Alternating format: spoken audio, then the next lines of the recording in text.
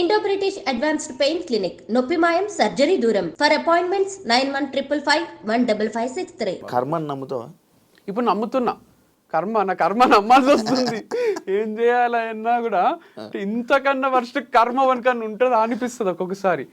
ఏం చేసినా ఎటు నుంచి చేసినా ఏదో ఒకటి సక్సెస్ అవుదాం అనుకున్నా ఎటు నుంచో ఒక దగ్గర నుంచి ఏదో ఒకటి వస్తుంది. గివప్ ఇయ్యాల్సే వస్తుంది.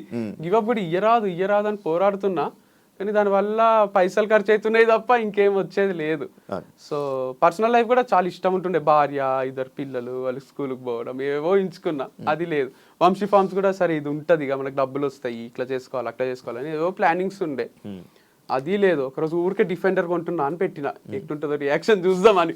అందరు అందరు ఫోన్ చేసి డిఫెండర్ కొంటున్నావా మాకు ఇవ్వకుండా లే ఊరికే పెట్టిన 2 years తర్వాత కొందామని అని చెప్పిన.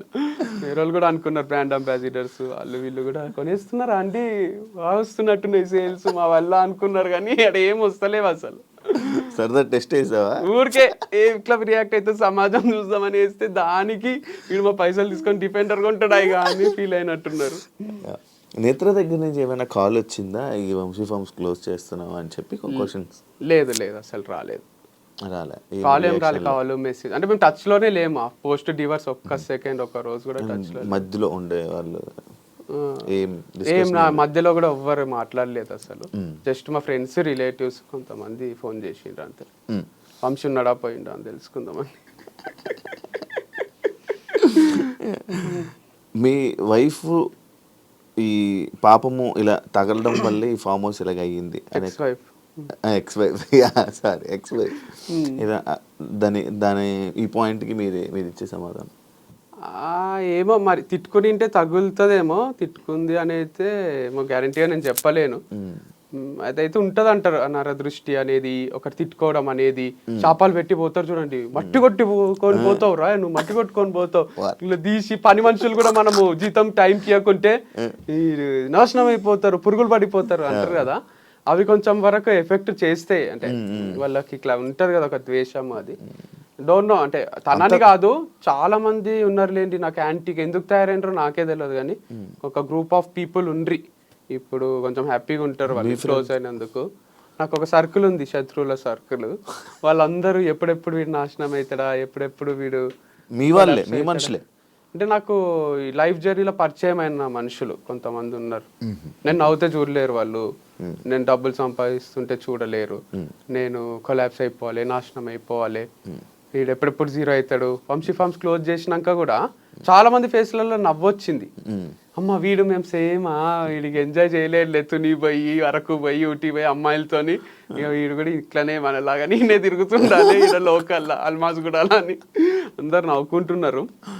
మంచిదే కదా, చాలా మంది హ్యాపీగా ఫీల్ అవుతున్నారు. నవ్వటమే వాళ్ళ గెలుపు. వెయిటింగ్ అంటావు. ఈగో వల్లనే వంశీ ఎలా అయ్యాడంటే? ఈగో ఏమో లేదండి దీంట్లో అసలు 1% కూడా. ఈగో కాదు, కమిట్మెంట్ అంతే. అది మనం ప్రూవ్ చేసుకోవాలి, కాన్ఫిడెంట్ గా ట్రావెల్ చేయాలి, డబ్బులు సంపాదించుకోవాలి, ఇల్లు కట్టుకోవాలి, అట్లా ఆ కాన్ఫిడెన్స్ తప్ప నాకు ఎవరితో పర్సనల్ ఈగో లేదు.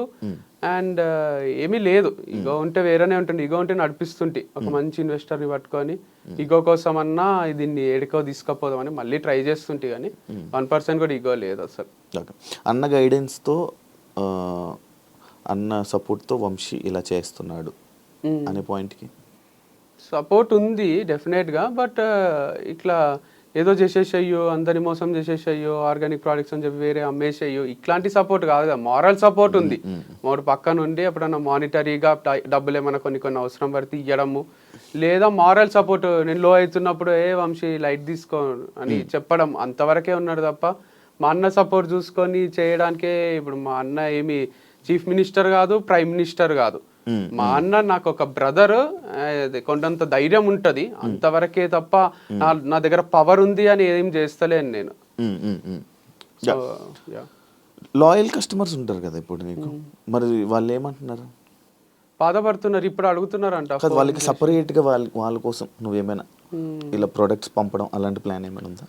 అంటే అది కన్సిస్టెంట్ గా క్లారిటీ లేదు దాంట్లో. వాళ్ళు కూడా ఒకరోజు తీసుకుంటారు, కూరగాయలు లేవా అండి తెప్పియండి అంటారు, నెక్స్ట్ వీక్ వాళ్ళే రారు. ఎందుకంటే వాళ్ళకి దసరాకో దీపావళికో బంధువులు ఫోన్ చేస్తే వెళ్ళిపోతారు. అరే వంశీ ఏమైపోతున్నాడో అని ఆలోచించారు వాళ్ళు. వాళ్ళ సరదాలో వాళ్ళు ఉంటారు, ఎంత లాయల్ ఉన్నా కూడా వాళ్ళకు పర్సనల్ లైఫ్ ఉంటది. వాళ్ళు ఏం చేయాలంటే నాకు ముందే అడ్వాన్స్ పే చేయాలి. ఎంత లాయల్ ఉన్నా వాళ్ళు ఒక 1 year కి మేము నీకు అండగా ఉంటాం నడిపియ్యు అని వాళ్ళు ఏమైనా అప్పిచ్చో అడ్వాన్స్ పే చేసో నా కూరగాయలు అన్ని తీసుకుంటే డెఫినెట్ గా నడిపిస్తా. కానీ చాలా సార్లు చూసిన వస్తారు, కూరగాయలు అయిపోయినాయి అంటారు, తెప్పియండి ఎక్కువ అంటారు. ఎక్కువ తెప్పించిన రోజు ఎవరు రారు, వర్షం పడితే కూడా రారు, గొడుగు పట్టుకొని ఇంట్లోనే ఉంటారు. ఆ రోజు నేను లాస్ అయితే కదా, ఆ లాస్ ఎవ్వరు కనిపించది. ఈ బయట ఉండి ఇలా నడిపిస్తావా నార్మల్గా?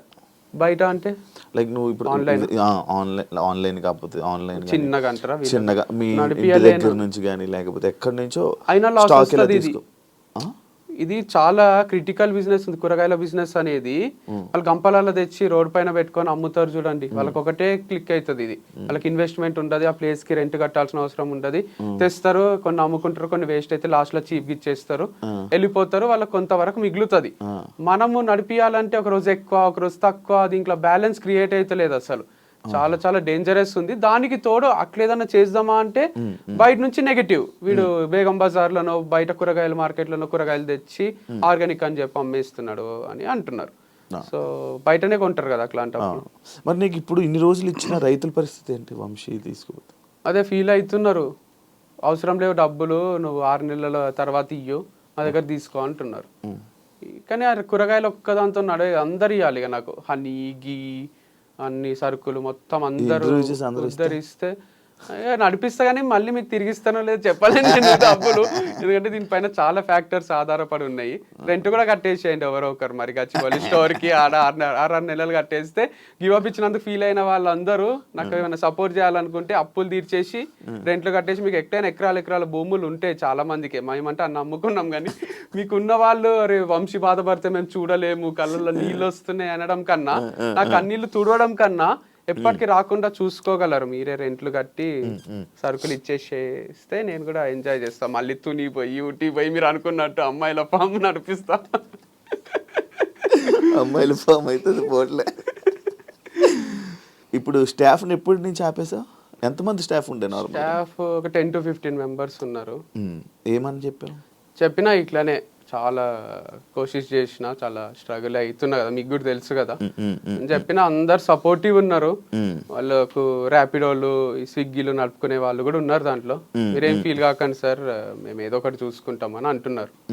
సో నేను కూడా చెప్పిన శాలరీస్ అయితే అందరికి ఇచ్చేసిన, తర్వాత కూడా మీకు ఎప్పుడన్నా ఇబ్బంది అయినా నేను ఉంటా, లేదా 1-2 months లో మళ్ళీ ఏదో ఒకటి స్టార్ట్ చేస్తా, అప్పుడు మీ అవసరం ఉన్నా మీరు రావచ్చు మళ్ళీ అని చెప్పిన. వాళ్ళ కళ్ళ నీళ్ళు వస్తున్నాయి. మొన్న కార్ సర్వీసింగ్ చేపిస్తుంటే ఇట్లా నన్ను పట్టుకొని ఏడవ బుద్ధి అవుతుంది అందరికి.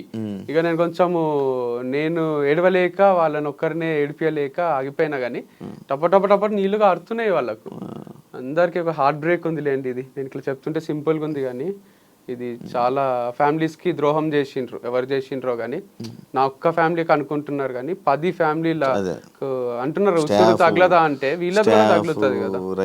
రైతులు ఐఫార్మ్స్ అయినా ఫోన్ చేసిండు మార్నింగ్, మాట్లాడుతున్నాడు నాతో, మీకు ఎటువంటి సపోర్ట్ అయినా నేను చేస్తా, ఒక షాప్ ఉంటుంది అండి ఇక్కడ ఆర్గానిక్, మీకు ఉద్దర కూడా ఇస్తా నేను, కూరగాయలు తీసుకోండి, ఇంకా మీ దగ్గర ఉన్నవన్నా కొంటా, వంశీ ఫార్మ్స్ అయితే క్లోజ్ చేయకండి, అట్లీస్ట్ ఆ ఇంజాపూర్లో ఫామ్ అన్నా నడిపియండి అంటే, లేదు సార్ అప్పులు ఉన్నాయి, రెంట్లు కట్టలేక, మీకు తెలియదు పరిస్థితి చాలా ఘోరంగా ఉంది అని నేను చెప్పిన.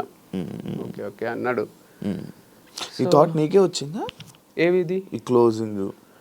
నాకే వచ్చింది, మా అన్నతో డిస్కస్ చేసిన, మమ్మీతో, అందరికి ఇష్టం ఉంది క్లోజ్ చేయడం. ఫస్ట్ మీ అన్నకే?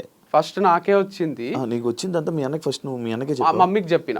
ఫస్ట్ అమ్మకి చెప్పావా? అమ్మకు, అమ్మ వేరే రోజులు ఉంటది, మమ్మీకి పోయి ఇట్లా నేను క్లోజ్ చేద్దాం అనుకుంటున్నా అంటే, యాక్చువల్గా మమ్మీకి కూడా అదే ఉంది, దగ్గర నుంచి చూస్తుంది, ఇంకా ఆ సరుకులు ఏం పోక అవి బియ్యంలో పురుగులు అయ్యి అట్లా అన్ని స్టాక్ కూడా అట్లే ఉండిపోయింది. ఇదంతా ఏంది, క్లోజ్ చేస్తే బాగుండు వంశీ అని అనుకుంటుంది. అనుకున్న టైంలో నేను చెప్పిన మంచి డిసిజన్ ఏరా అన్నది. తర్వాత మా అన్నకు చెప్పిన, మళ్ళీ ఒక 1 month పోస్ట్పోన్ చేసిన, చూద్దాం ఇంకేమైనా మిరాకిల్ జరుగుతుందేమో, ఏదైనా టర్న్ అవుతుందేమో, టర్నింగ్ పాయింట్ వస్తుందేమో, ఇది ఎక్కడికో పోతుందేమో అని బాగా ట్రై చేసి 100% ఇచ్చిన తర్వాతనే లేదు ఇక కాదు, ఇది క్లోజ్ చేయాల్సిందే ఉంది, లేకపోతే ఇంపాసిబుల్ ఉంది అనిపించింది. ఎందుకంటే 1,32,000 రెంట్ లేవు నా దగ్గర, వాళ్ళు ఇచ్చి నడిపి అంటారు. ఇప్పుడు 5 months అడ్వాన్స్ ఉంది కదా, నేను ఇంకా 2 months తర్వాత ఇస్తా సార్ అంటే, వాళ్ళకు నువ్వు ఇవ్వాల్సిందే అంటారు. అడ్వాన్సే కరెక్టే వాళ్ళ పాయింట్ కూడా, కానీ నా దగ్గర డబ్బులు లేవు కదా. మీ లిఫ్ట్ వల్ల ప్రాబ్లం వచ్చింది, వీళ్ళ వల్ల ప్రాబ్లం వచ్చింది, కొంచెం టైం ఇవ్వండి అంటే వాళ్ళకు ఓపిక లేదు. నేనేం చేయాలో నాకు అర్థం కాలేదు. మరి ఎవరు అడ్వాన్స్ అంటే కొత్త వాళ్ళు ఎవరైనా రెంట్కి వస్తే ఇస్తామన్నారు. ఇప్పుడు లిఫ్ట్ పనిచేస్తుంది, సో ఎవరన్నా వస్తే వాళ్ళు రెంట్కి తీసుకుంటే మన పైసలు మనకి ఇస్తారంట. లాజికల్ లిఫ్ట్ పని చేస్తుంది అని చెప్పి ఎవరైనా ఇంటికి వస్తారా? నిజానే పని చేస్తుంది అంటే ఇంతకుముందు స్టార్టింగ్ లో చెప్పిన లిఫ్ట్ పని చేస్తుంది, మళ్ళీ లిఫ్ట్ పని చేయలేని షాప్ మాకెందుకు అనుకుంటారు కదా.